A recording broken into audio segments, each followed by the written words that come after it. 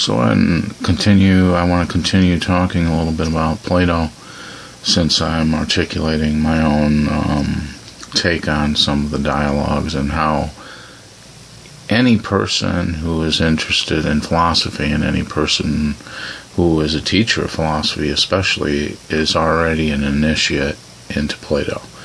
Because you're already aware of some of the issues in Plato's dialogues. You probably already, if you're teaching philosophy or if you're in political science, you've at least heard about Socrates, and you've heard about the life of Socrates, and you maybe were exposed to what are called the introductory, I call them the introduction to Socrates, really, just the 4 dialogues. They're typically taught in your introductory class, and those are euthyphro, apology, creto, and phaedo, covering the accusation, trial, and death of Socrates. So if you've heard at least about that, and you're someone who likes mysteries, then you can kind of see that, just like when you're reading the works of Arthur Conan Doyle, and you're trying to solve the mysteries of Sherlock Holmes, so too when you read the Platonic dialogues, are you trying to solve the mysteries of the dialogues. And as I've said, there's various ways into the mystery. And it's not going to be the same. Every person is really going to come away from Plato with a different take on Plato. But the idea is that when Plato was constructing these elaborate dialogues, 34 of them, there's known to be 34 in the canon, 35 if you consider the dialogue philosopher to have been written. Some people believe, I personally am of the belief, that the whole canon of Plato's work and the meaning of it, once you get to it, is actually the dialogue philosopher. So we already have the dialogue philosopher, but you have to discover it through interrogating those works and thinking about those works. But read them. I think a lot of modern Platonic scholarship and a lot of modern thinking about Plato has gone astray because it has not taken seriously the story that is being revealed in the dialogues. It's kind of looking at it. You isolate the dialogue Phaedo, which is about Socrates drinking the hemlock and being accused of impiety against the state and the corruption of the young in the state. What did corruption of the young mean in the state? Did that mean like Socrates was engaged in some illicit sexual relations with young men in Greece? Because it's often suggested that that's the case. But then you find, if you read the Symposium, you find that Socrates had been Socrates had been courted, if you will, or he was admired by Alcibiades, one of the nicest looking Greek men, and who tried to seduce him, and Socrates turned him down. That Socrates was engaged in what Stanley Rosen calls in his Symposium study a higher form of pederasty. They called it pederasty, which was just meant, which really, it had that more innocent meaning. It didn't have this kind of corrupt. It had the corrupt kind of meaning for some Greeks, but it had this more purified meaning and this higher meaning of philosophy in Plato. So in Plato, it doesn't mean that there was some kind of illicit orgy going on or something like that. It meant that Plato recognized that all relationships among human beings have a dimension of eros, or of bodily attraction, and that we really can't help that. That we can't help that. I can't help feeling erotically attracted to Laurita when I talk to her and engage in conversation with her.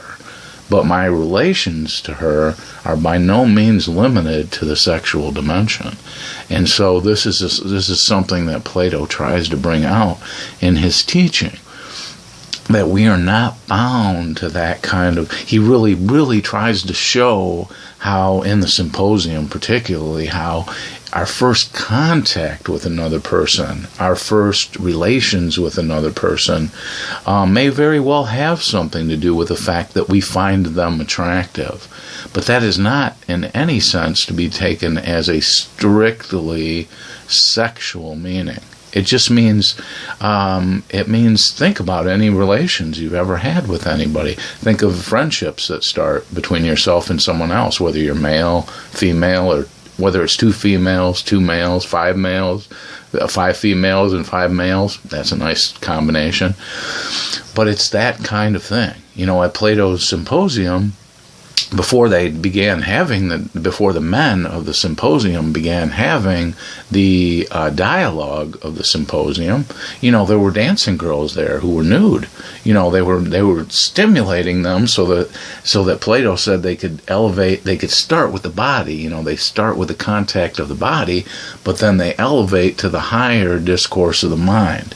But in American culture, there's fear of homosexuality, and there's fear of gay, and there's fear of these things, and these things have also been kind of played upon in order to make people fear intellectual discourse, so that they kind of confuse it with these other bodily meanings. And if Plato were here, he would have instructed each person who had that misconception.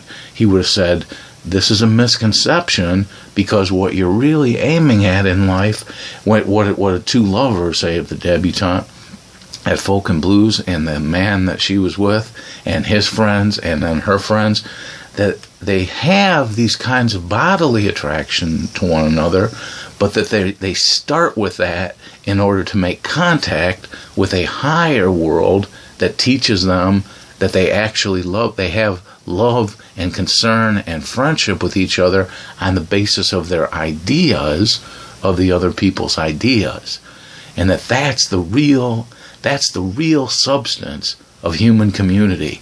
Our knowing something about somebody else. Our knowing learning something about someone else. My friend has told me that his father once told him that a conception of God was these 2 things, I would say electron and positron, that were separate, and they were standing in the universe, and they actually, out of a kind of, the way he describes it, out of a kind of will, those 2 particles actually came together.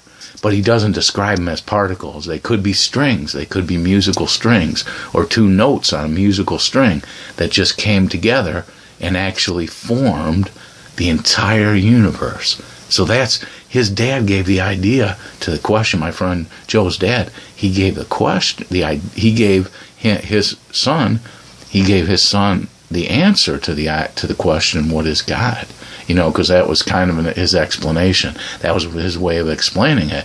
Now, I don't have to meet the man to know that he had spirituality, to know that he was a good person, to know that he was a thoughtful person, but I have to remember certain things. I have to remember that he once called a radio show in Rockford, and that he was on the radio, and Joe happened to be listening to the radio, and he caught his dad calling a radio show and saying, well, what about the quality of education? Almost as if he knew his son would be out there listening, and so he wanted to have his son hear that he was saying on the radio to others in the community that he wanted education to be better in the community, or not that it wasn't good. See, this is a good community in many ways. They're good educators here. There are a lot of good educators here, and there are a lot of good educators in the academy. If I didn't think there were good educators in the academy, I would never have urged in one of my posts some of them to leave and become part of the community education at a lower level. See, what I was encouraging them is to not look down upon. Don't look down upon teachers who today are in the public school system and so on. So we got to get the quality of education right. But why could his mind conceive of that? See, what made his mind able to conceive of that idea of God being these 2 strings in the universe that were energies that vibrated and came together and crossed each other and then brought into being all creation. That his father's mind, despite the fact that he came from a community with imperfect education, it educated him well enough.